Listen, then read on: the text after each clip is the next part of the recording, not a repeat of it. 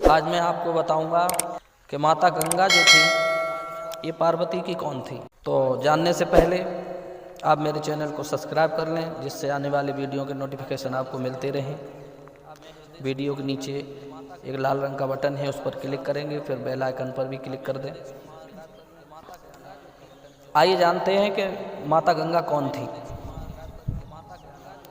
देखिए, जिसे आज हम गंगा मैया कहते हैं, जिनके पवित्र जल में हम स्नान करके अपने पापों को धो डालते हैं, सारा संसार इस बात से वाकिफ है। पर इस बात का पता कैसे चले कि गंगा के जल में स्नान करने से हम पवित्र क्यों हो जाते हैं, हमारे पाप क्यों धुल जाते हैं? क्या गंगा मैया का जल इतना पवित्र है? यदि है भी तो ये सब क्यों हुआ, कैसे हुआ? ये तो सभी जानते हैं। कुछ लोग कहते हैं कि माता गंगा पार्वती की बड़ी बहन थी,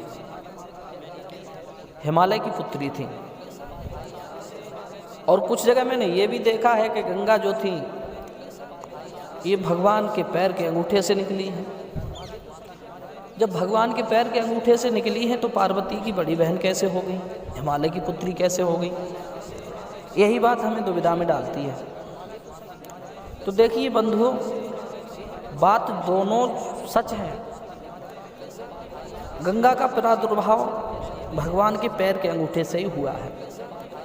जिस समय बलि के यहाँ वामन बन करके भगवान गए थे, याचक बन करके, जब उन्होंने 3 पग भूमि का दान मांगा, बलि ने दान दिया और भगवान ने उस दान को नापा तो उनका पैर का अंगूठा ब्रह्मांड को फोड़कर बाहर निकल गया। जिनके अंगूठे से रक्त बहने लगा, आकाश गंगा के जल से धो करके देवताओं ने चरणामृत लिया और उसी जल को ब्रह्मा जी ने अपने कमंडल में रखा, जो जल गंगा कहलाए। पर इनका जल पवित्र क्यों है? देखिए, सच बात यह है कि गंगा जी जो थी वो पार्वती की बड़ी बहन थी, हिमालय की पुत्री। इन्होंने भगवान शिव का तप किया था। भगवान शिव से ये बड़ा प्रेम करती थी और तपस्या इस भाव से की थी कि मैं शिव जी को अपने तप से प्रसन्न करके उन्हें पति रूप में पाऊंगी। इनकी तपस्या से भगवान से प्रसन्न भी हुए। कहो देवी, किस लिए हमारी प्रार्थना की?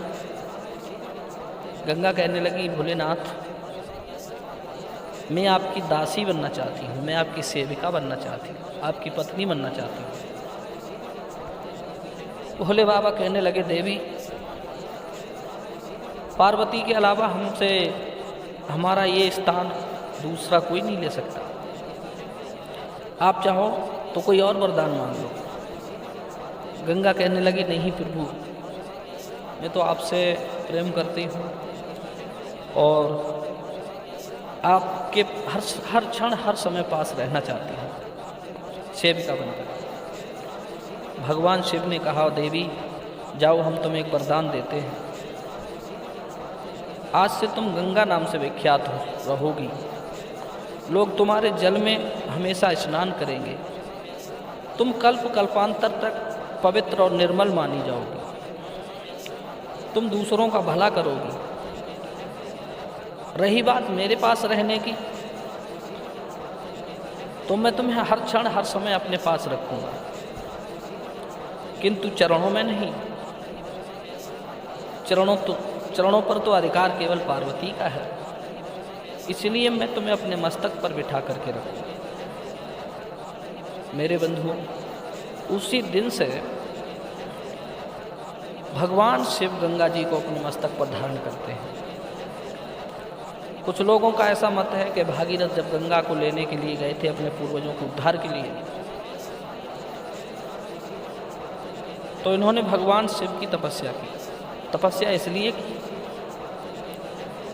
क्योंकि गंगा जी उस समय ब्रह्मा के कमंडल में थी। ब्रह्मा जी हिमालय के पास गए, हिमालय की पुत्री गंगा को मांग कर लाए। उन्हें भगवान शिव ने वरदान दे दिया था और गंगा आकर के ब्रह्मा जी के कमंडल के उस जल में समाहित हुई। भागीरथ ने शिव का तप किया कि जब गंगा ऊपर से आएंगी तो उनके वेग को कौन सहेगा, इसलिए आप गंगा जी को अपनी जटाओं में धारण करें। शिव जी ने गंगा जी को अपनी जटाओं में धारण किया और वहाँ से धीरे धीरे धरती लोक पर छोड़ा।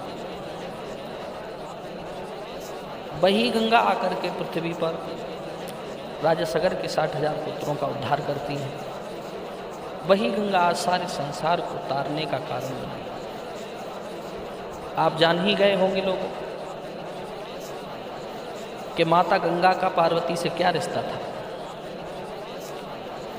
यदि हमारी कहानी आपको पसंद आई हो तो हमारे चैनल को सब्सक्राइब कर दें